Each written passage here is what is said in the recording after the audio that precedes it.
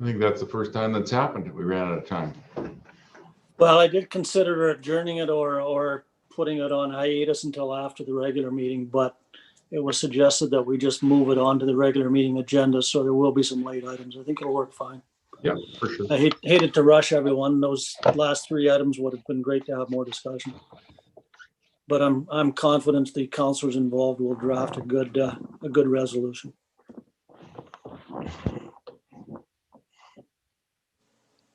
We'll make sure we send them out to you before they go forward.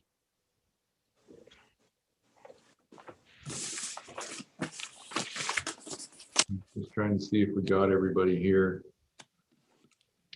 No, I guess we might have Yes, to we let our do. delegations know that they're limited to 10 minutes or whatever our time frame is, we did let her know that. but it takes longer. I'll get going here then. We're on time. Regular meeting of council, Town of Oliver, Monday, January 2021 via Zoom. I'll call this meeting to order. And I'll ask if there's any late items or which late items are going to be added to the agenda. Will be just the late items that we will be bringing forward are the 3 items that are up on the screen: the bylaw enforcement complaint management policy, the manufactured home park redevelopment policy, and the panhandle access lots policy. Will we be bringing them up under business? Yes, we will be. Okay, thank you. And I'll ask for a motion to adopt the agenda as amended. So moved. Second. Seconded. Call the question. Is anyone opposed to the motion? Hearing none, the motion is carried. Moving into adoption of prior minutes, adoption of January 11th, 2021, regular open council meeting minutes. Can I get a mover to adopt those minutes as circulated? Moved. Moved. Second. Second, thank you. I will call the question. Those opposed to the motion, say opposed. Hearing none, the motion is carried. Committee reports. January 11th, 2021, Committee of the Whole meeting minutes for receipt. Can I get a mover to receive those minutes, please? So moved. So moved. Moved in second. Call the question. Those opposed to the motion, say opposed. Hearing none, the motion is carried.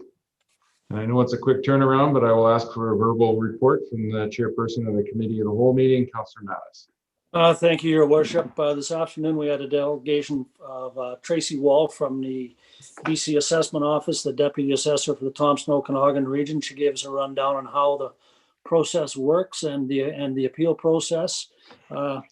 And we also had a discussion about the Grow Oliver from Denise Blaschko, gave a report including initiatives to promote our shopping local, as well as a business development webpage with tools and information for small business and startups. And the third item we covered was the Southern Interior Local Government Association for their AGM is looking for resolutions. And we weren't able to finalize them, but they will be finalized. We'd like to put forward 3 resolutions, one regarding primary care networks and the need for the provincial government to provide additional funding in that area. And secondly, some work on the Landlord and Tenancy Act to give a little bit more, I'm not sure what the right word would be, but a little more, I'll use the word power, it's probably the wrong word, to the landlords as a way of enticing more people to rent out their houses.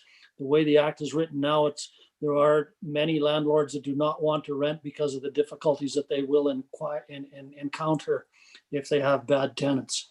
And then the third item was brought forward by Councillor Schwarzenberger regarding the COVID-19 in our long-term care homes and the difficulties and the need for more funding in that area so that we could have individual rooms rather than group rooms, which seem to cause greater infection rates because of the inability to isolate. And we also moved forward 3 items to the regular agenda tonight, which will be covered later on, and that ends my report. Thank you, Chairperson Mattis. Moving to water matters. Is there anything to report this evening, Water Councillor Sadhu? Nothing to report, thank you. Thank you. Anything, Water Councillor Michelle?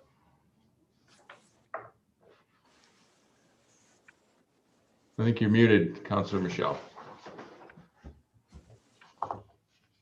I will take that as nothing to report. We will move on to development permit variance permits. Development permit with variances, 214 Maple Avenue, and I will pass this over to the Director of Development Services, who has a report attached. Thank you, Worship. I just have to be given permission to share my screen here, if possible, from the Deputy Corporate Officer. I'll be able to get into it.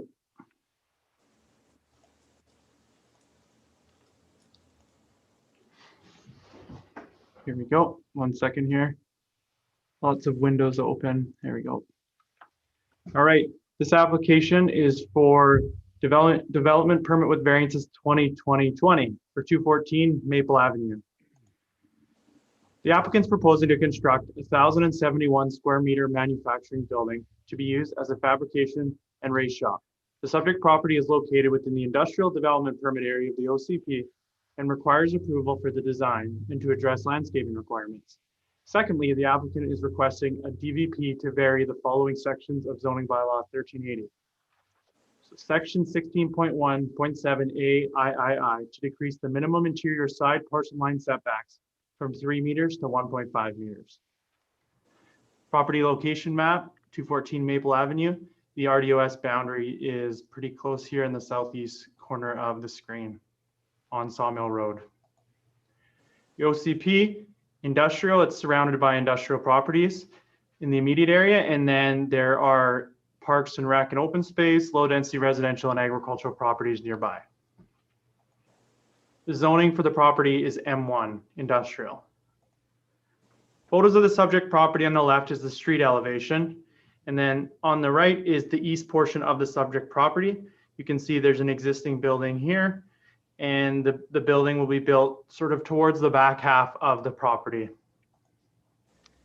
There's another picture, shows on the right the center portion of the subject property, and on the left is the west portion of the subject property, with the property line being just outside of the gated area actually.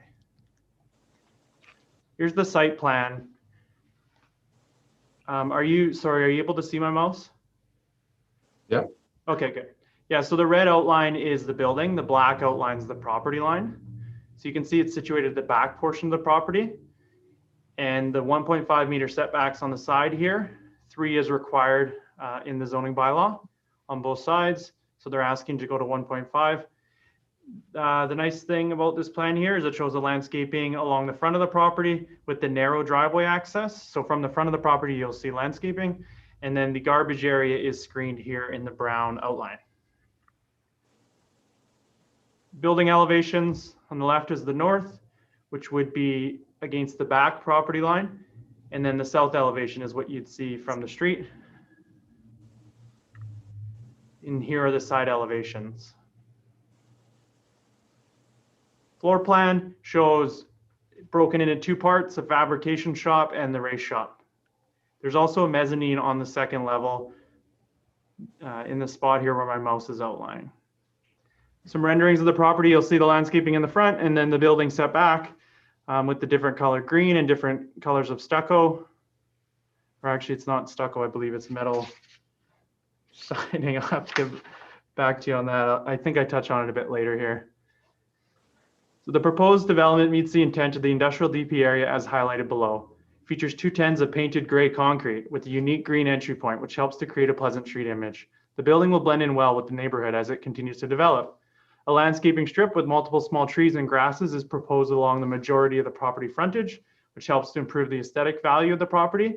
And the garbage area will be screened and out of view of the street. When considering a variance to town bylaw, staff encourages council to be mindful as to whether approval of the variance could cause a negative impact on the neighboring properties and if the request is reasonable. The east elevation does not contain any windows, which could potentially pose privacy concerns to the neighboring property. Furthermore, the building location is at the north end of the subject property, whereas the building to the east is constructed more towards the south portion of that property. And I'll go back in a second to show you that. The property to the west of the proposed development is currently vacant and therefore not impacted by the proposed variance at this time. No fence is proposed between the properties, but that developer has provided a letter saying that they're comfortable with that without having a fence dividing the two properties at this time. And of course, this variance is consistent with several other variances that council has approved in this neighborhood for interior yard setbacks. Just wanted to go back to the map that shows, so you'll see here, I don't know if I have no, I don't have an ortho, but sorry for all the scrolling. I'll just show you. So this building is built close to the street on the south side, whereas the proposed building will be more at the back part of the property here. And I'll just skip to the end again. So options for council is that council may choose to support the recommendation, may choose to deny it, or they may choose to refer it back to staff. And with that, the staff recommendation is that council approve development permit with variances 2020. Thank you, Your Worship. Thank you, Director. Does anyone have a question for staff? Councilor Grace? Thank you, Your Worship. Through to Mr. Houle. The neighboring building there, do they have a 3-meter setback? And I'm just thinking, because I imagine there's some fire considerations there if the buildings are too close together. So I'm wondering if there's adequate space or if that's a concern at all. Thank you. Sure. I mean, I can't confirm 100%. When you look at it, it does look like there's more than the 5 feet, so probably closer to 3 meters. But yeah, when the buildings are built, our building official will look at the building code requirements, and you'll see on the new building that there's no openings and that it's a solid concrete wall. So therefore, it would meet the fire code requirements. Thank you. Councilor Mattis?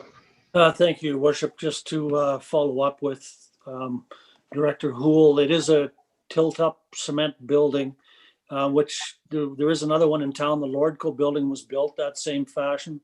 So if council wants to consider what they're looking at, and from a fire perspective, there is absolutely zero risk. It's solid concrete.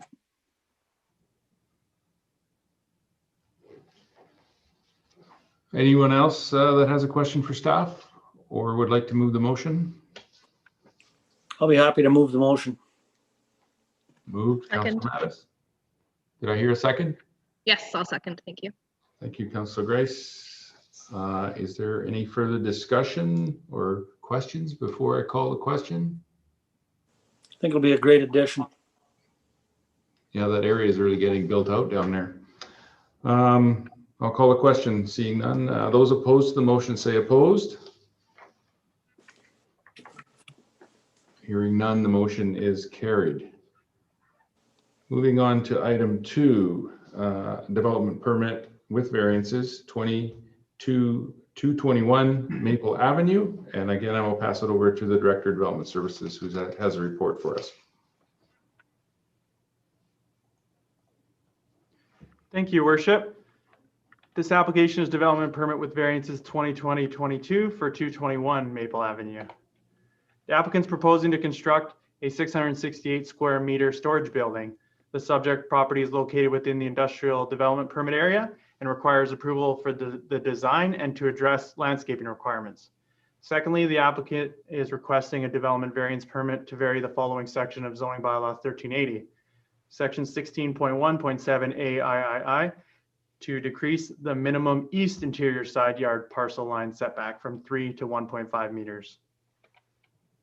Property location map, 221 Maple Avenue. As I mentioned in the previous application, this is Sawmill Road running north-south on the east side, and the area C Town of Oliver boundary more towards the southeast portion of this map. The OCP is industrial. The zoning is industrial, M1. Photos of the subject property on the left is the street elevation, and on the right is the subject property looking north towards the application that council had just dealt with.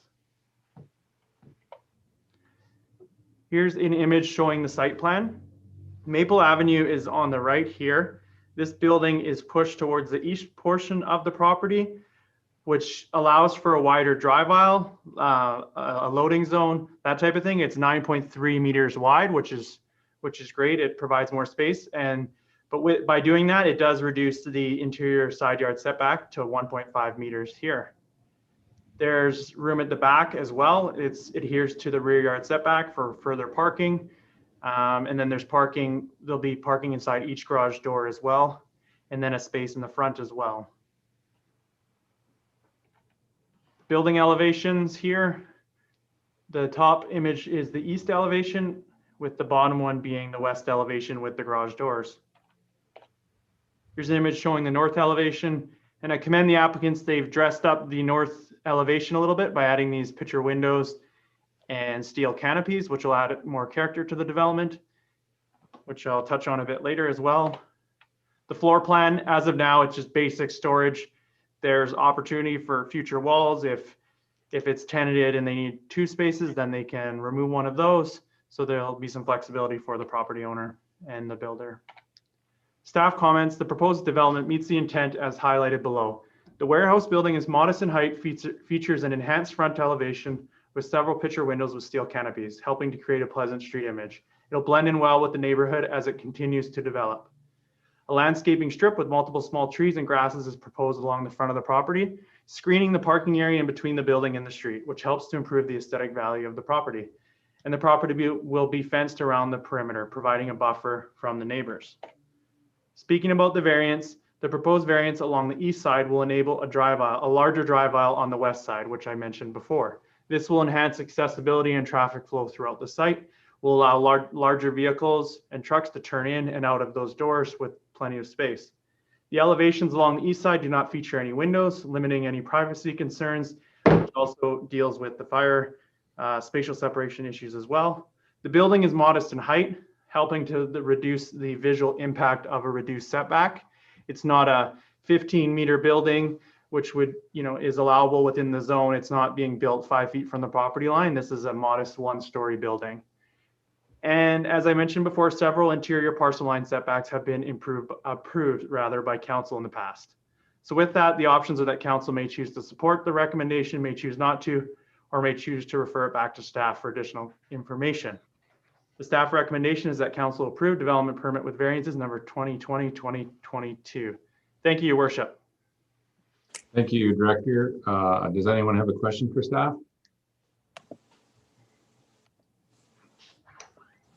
Councillor Mattis. No question. Just wanted to make a comment. We seem to be getting a variance on every development down in this area. Certainly appreciate the revenue for the town, but it might be time for us to look at what our setbacks in that area are for future development. I will make the motion that council approve development permit with variances number 2020-22. I'll second the motion. Moved in second. Any further discussion or questions before I call the question? Hearing none, I will call the question. Those opposed to the motion say opposed. Hearing none, the motion is carried. I'll move on to bylaws. Road closure bylaw 1399 Station Street. I will pass this over to the corporate officer who has a report attached.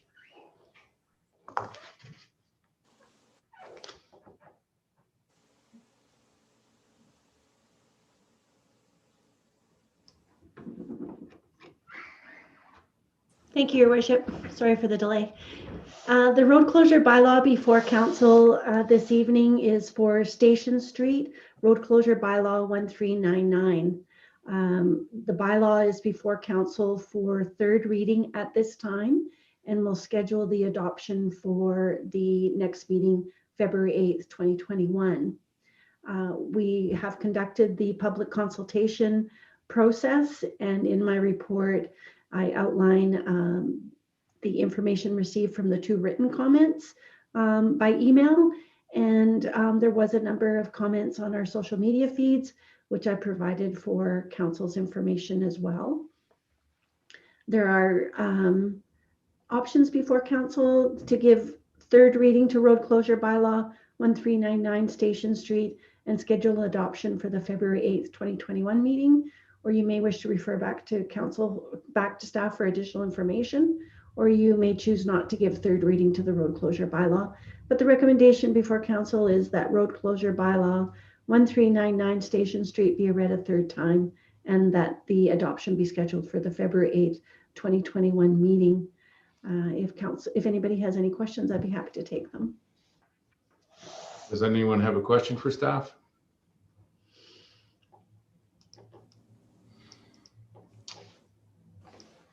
I see none, but I did have one question I asked earlier, and that was just that when we adopt a road closure bylaw for this one for Station Street or Packinghouse Lane, just wanting to clarify that when we actually close that road is up to us when that happens. Thinking ahead that you would probably not want to close the road until you had addressed all access or egress issues that would be impacted by closing that road. So just looking for an answer to that question.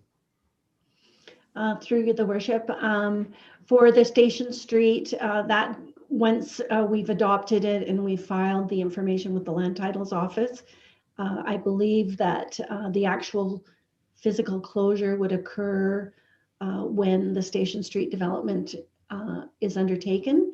The Ministry of Transportation did ask that the current road, that the hillside be sloughed down, if that's the proper word, so that it doesn't show that there is a road there, and if people are approaching from the highway, that they won't see that there is a road there that they could enter into and carry on down Main Street. Does that answer your question, Mayor Johansson? Well, just to clarify, you indicated when Station Street Phase 2 would get done, the road would be closed, but until that time, that road would remain open? I believe that that's the intent, but that would be a decision of council. We could block it if there was an immediate need to do that, but for safety aspects, there was the Ministry of Transportation did express concerns of safety issues. I don't know if the Chief Administrative Officer has any comment on that. No, I think I'm just looking for that it's within our discretion of when that road actually gets closed. That's all. Not that as soon as we adopt it, we have to close that road. No. That's all I was looking for an answer for. Thank you. Councillor Mattis. Thank you. Maybe we can get clarification on that before we do the adoption now on February 8th. As far as the Ministry of Transportation is concerned, the safety, the adoption of this bylaw does not change the safety of that road one way or the other. So to my mind, there's no need to take any further action at this time until this council or the council of the future actually determines that they wish to put up barriers and close the road. We're just setting the groundwork at this point. Mm-hmm. Yeah, I agree, Councillor Mattis.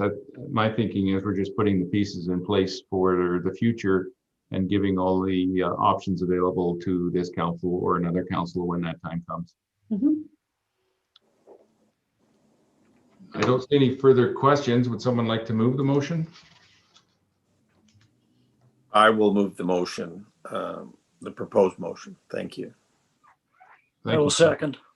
Thank you, Councillor Schwarzenberg, Councillor Mattis.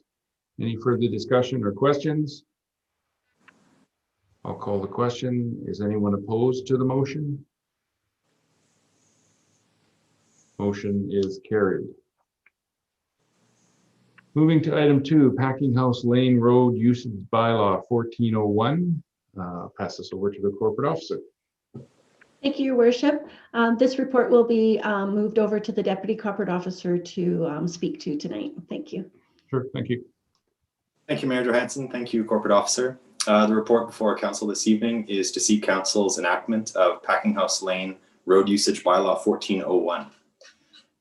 In the background, at the November 23rd meeting, Council directed staff to proceed with option 1 for the Packinghouse Lane Improvements Project.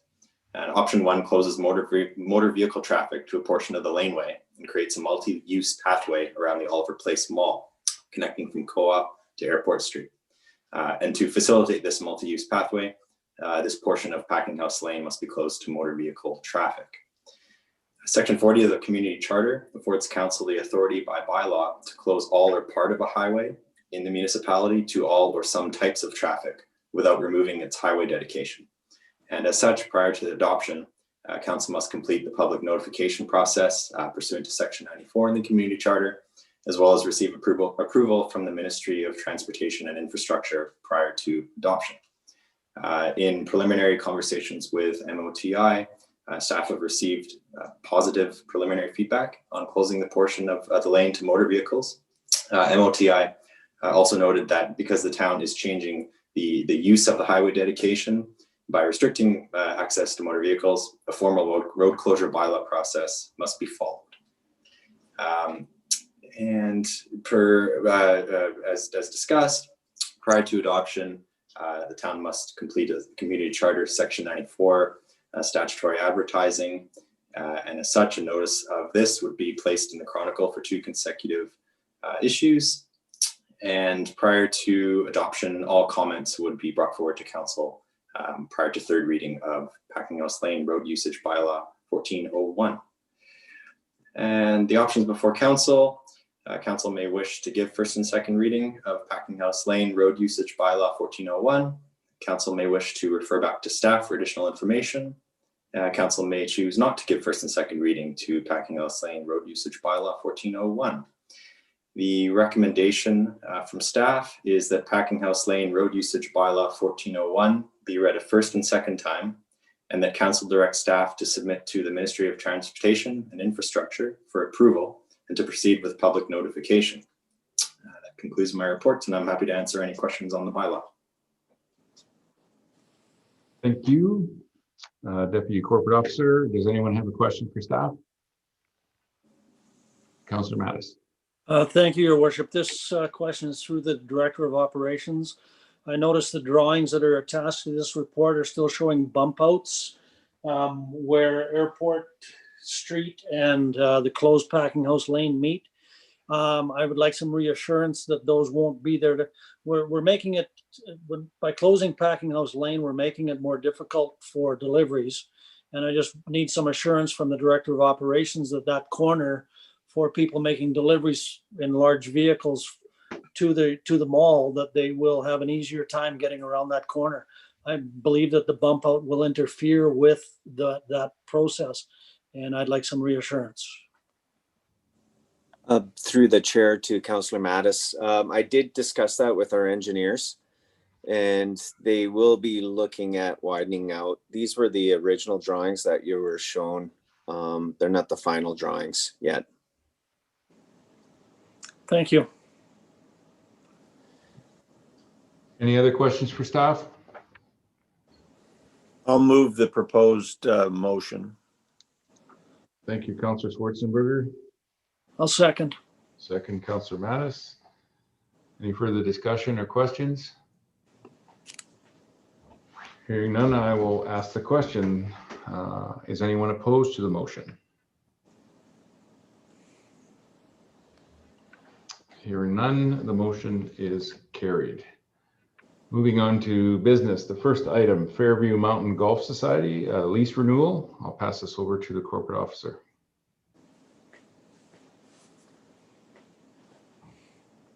Thank you, Your Worship. The report before council this evening is the Fairview Mountain Golf Society lease renewal. In 2000, the town of Oliver entered into a 23-year lease agreement with the Fairview Golf Society for a parcel of land that is located in electoral area C of the regional district. The lease is set to expire April 2023, and the golf club is to give notification to the town for its renewal prior to 3 years of its expiry. That was in April 2020, and the golf course did miss that notification, but it was just an overlook due to the COVID-19 pressures of keeping their operation going.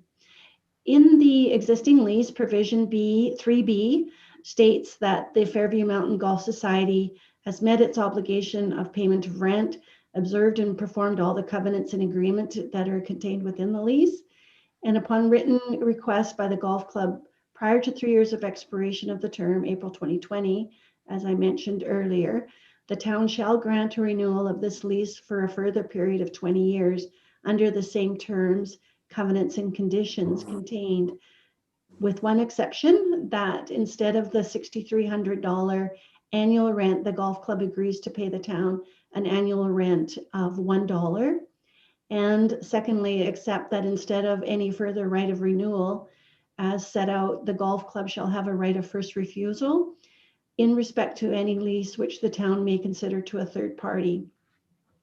For council's information, that the Fairview Mountain Golf Society has paid the $6,300 in rent to recover the cost of purchasing 2 parcels of land in 1997 for a golf course and for reclaimed wastewater irrigation system expansion.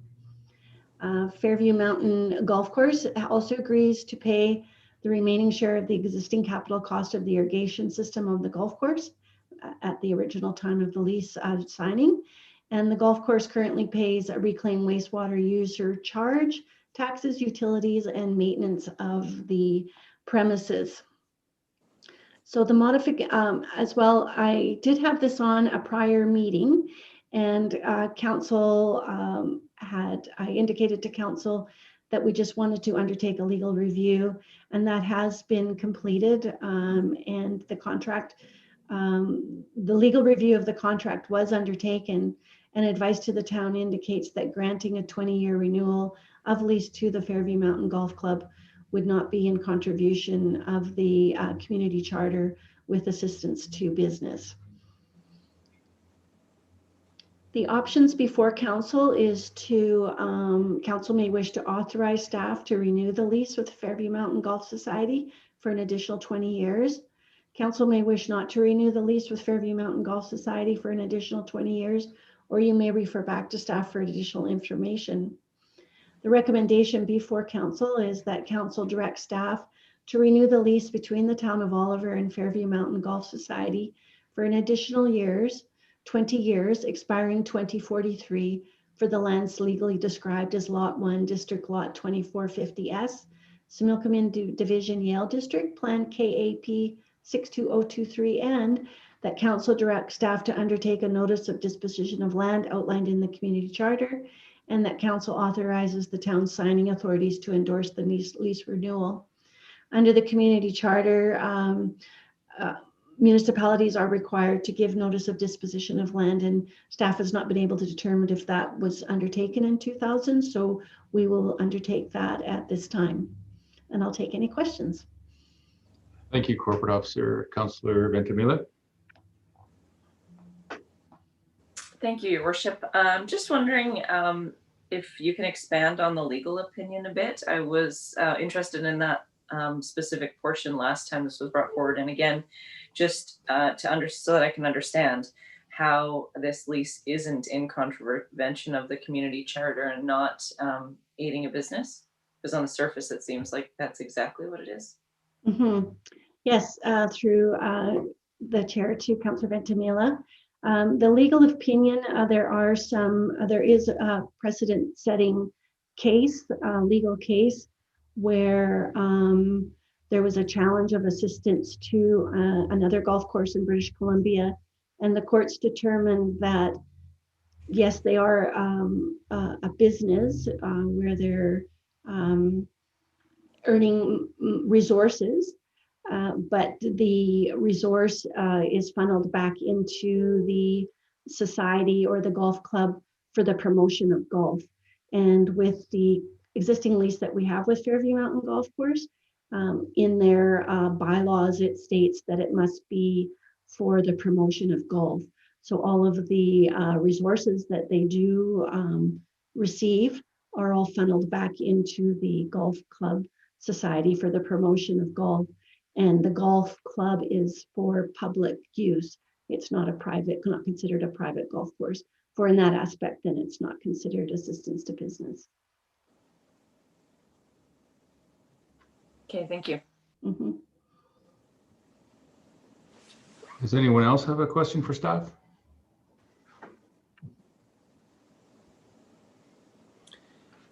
I will make the motion that was read out so nicely by the corporate officer. Moved. Can I get a seconder, please?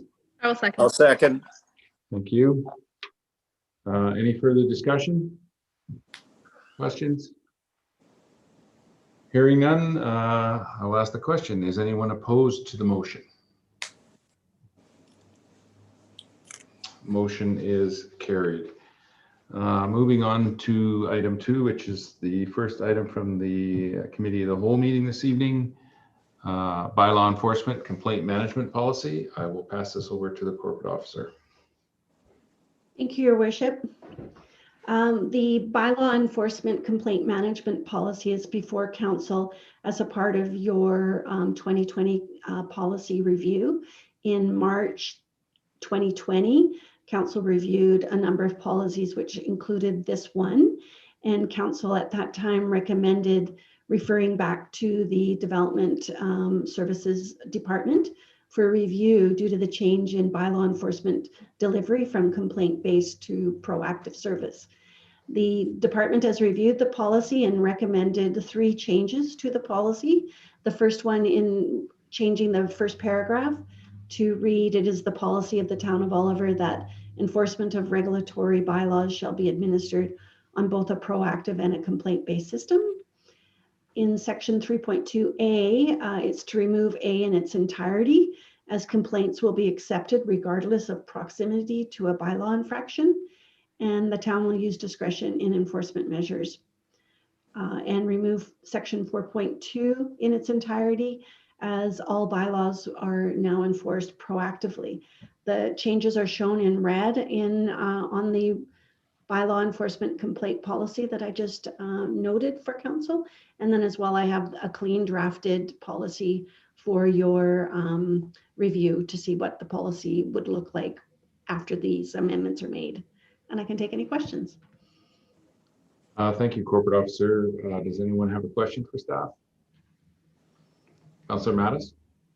Thank you, Your Worship. I'm not suggesting it be done at this time, but is this policy something that could be incorporated right into the bylaw itself in future, or if that bylaw is ever brought forward for review or revision?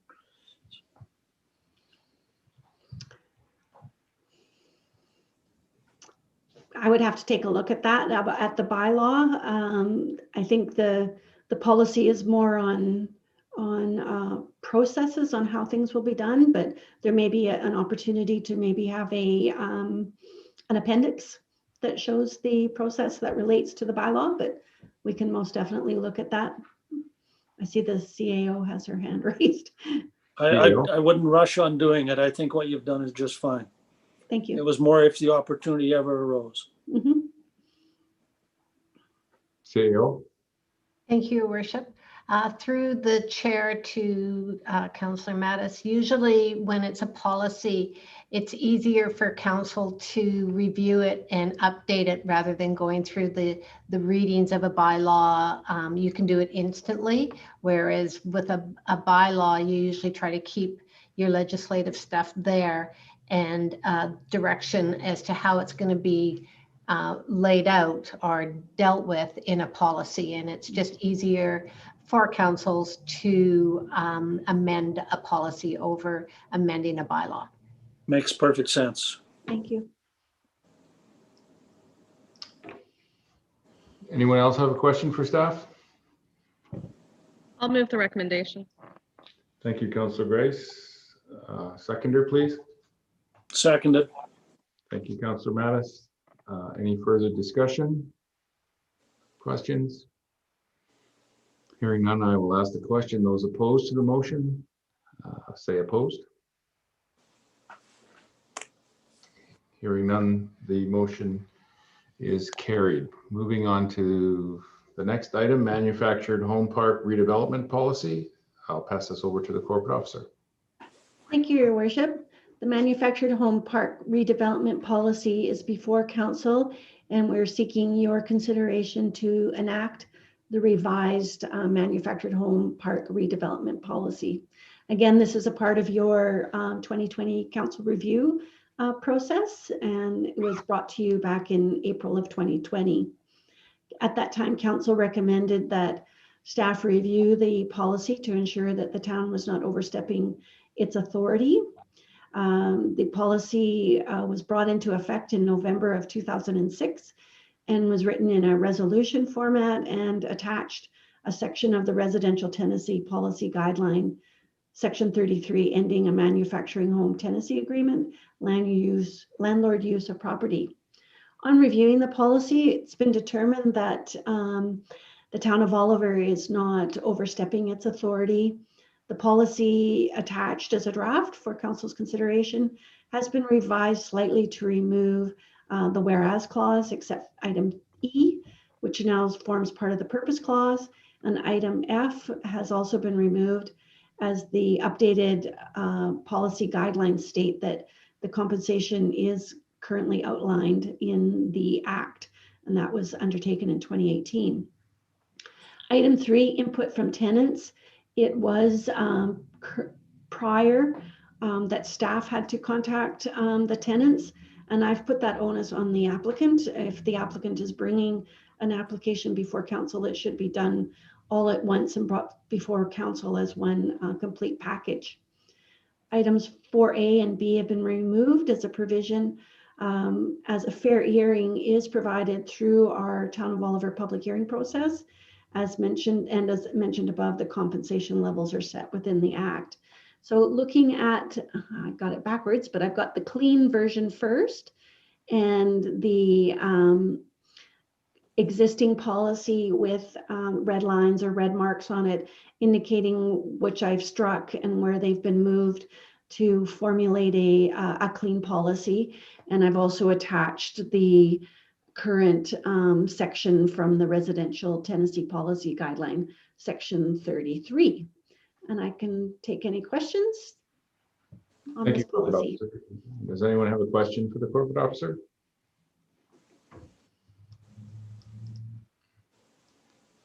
Seeing none, would anybody like to move the recommended motion? I'll move the proposed motion. Second. Thank you.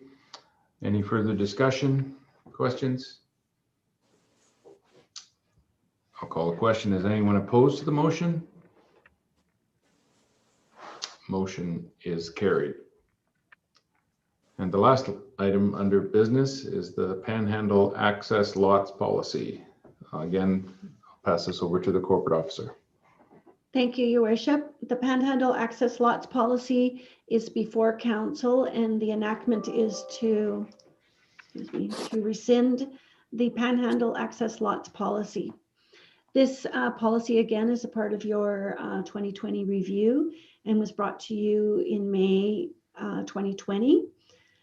At that time, council recommended that staff review the policy with consideration to amalgamate within the subdivision bylaw or zoning bylaw. The Director of Development Services had the opportunity to review the Panhandle Access Lots policy and recommends that the policy be rescinded and that this information be incorporated within the Town of Oliver Subdivision and Development Servicing Standards document. So the recommendation before council is that council rescind Panhandle Access Lots policy. Again, you have the option to return back to staff for additional changes, or you may wish to retain the existing Panhandle Access Lots policy. Thank you. Thank you, corporate officer. Does anyone have a question for staff?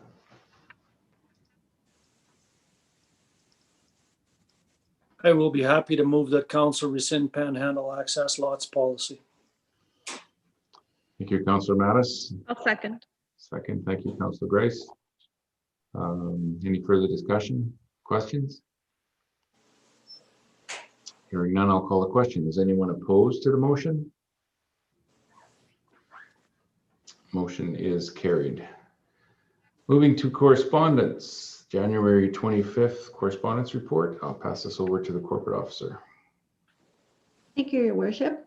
The January 25th correspondence report before council has one item for council action, and that's a piece of correspondence dated January 13th, 2021 from the Director General Census Management Office, Statistics Canada, requesting that municipalities express their support for the census and share the resolution text with residents. They've provided a sample resolution for council's consideration that Oliver Council supports the 2021 census and encourages all residents to complete their census questionnaire online at www.census.gc.ca. knowing that accurate and complete census data supports programs and services that benefit our community, or council may wish to receive and file. Can I get a mover of the motion? I will move the resolution that Oliver Council supports the 2021 census and encourages all residents to complete their census questionnaire online at www.census.gc.ca. Accurate and complete census data supports programs and services that benefit our community. Thank you, The Councillor. last sentence is the most important. Mhm. Can I get a seconder, please? I'll second. Thank you, Councillor Grace. Any further discussion or questions? Hearing none, I will call the question. Is anyone opposed to the motion? Motion is carried. Corporate Officer? Yes, and for information, there's two pieces of correspondence. The first one from Mayor John Dooley, City of Nelson, requesting Minister Dix to consider including essential municipal critical infrastructure employees in the second priority group of the COVID-19 vaccine rollout. And the second piece from the Liquor Cannabis Regulation Branch, announcing Policy Directive 21-01 that further extends the temporary hours and sales and delivery to March 31st, 2021. And the motion before council is that the correspondence listed in K3 in the weekly mail be received. So moved. Moved. Seconded. Seconded. Any further discussion? I'll call the question. Is anyone opposed to the motion? Motion is carried. Moving to council reports. Councillor Ventimiglia. Thank you, Your Worship. Just one meeting to report. That was from Wednesday, January the 20th. It was a primary care clinic discussion hosted by the Division of Family Practice. And that's my report. Thank you, Councillor Ventimiglia. Councillor Schwarzenberger. Thank you, Worship. Tuesday, January 12th, I attended an Oliver Tourism meeting via Zoom. And Friday, January 22nd, with the majority of council and staff, I was at Town Hall where they unveiled, the fire department unveiled the new water tender, which was a great project that was assembled by a number of local businesses in the community, and probably saved the town somewhere in the neighborhood of $250,000 if we would have had to acquire a new tender. So thank you to the businesses that participated in that worthwhile project. Thank you. Thank you, Councillor Schwarzenberger. Councillor Grace. Thank you, Your Worship. On Monday, January 18th, I attended a 100 by 100 project committee meeting. So this is a committee that's been formed to celebrate the centennial of Oliver and the Fairview town site, as well as recognizing the 10,000 years of Indigenous history in our area. So one of the things that we're looking for right now is a logo and some branding. So you can go to the Heritage Society Facebook page and find the link there with information on how to submit that. On same day, the 18th, I also attended an Oliver Parks and Rec Society meeting. Friday the 22nd, I was also at the town hall taking a look at the new fire truck. It was very interesting to see how many local businesses came together, so it was great. Yesterday, January 24th, I attended the virtual acclamation meeting for our Member of Parliament, Richard Cannings, and today's meeting. Thank you. Councillor Grace. Councillor Mattis. Thank you, Your Worship. The January 22nd launch of or unveiling of the new water tender.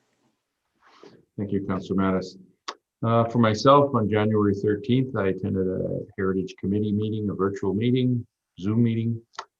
January 21st, RDOS.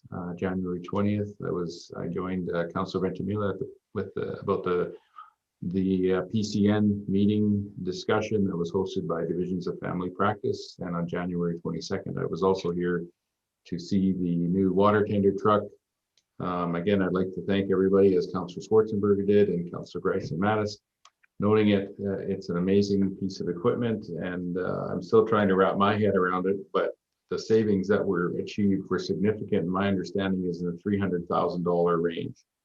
That is a significant amount of savings. Upcoming meetings, tomorrow, January 26, 2021, we have a special open budget meeting, I believe starting at 3:30. Acting mayor schedule for January and February is Councillor Schwarzenberger. Public question period. I don't believe we have any public in attendance, No, we do not. so we will move past that. And we will look for a motion to adjourn. So moved. So moved. Moved in second. Call the question. Is anyone opposed?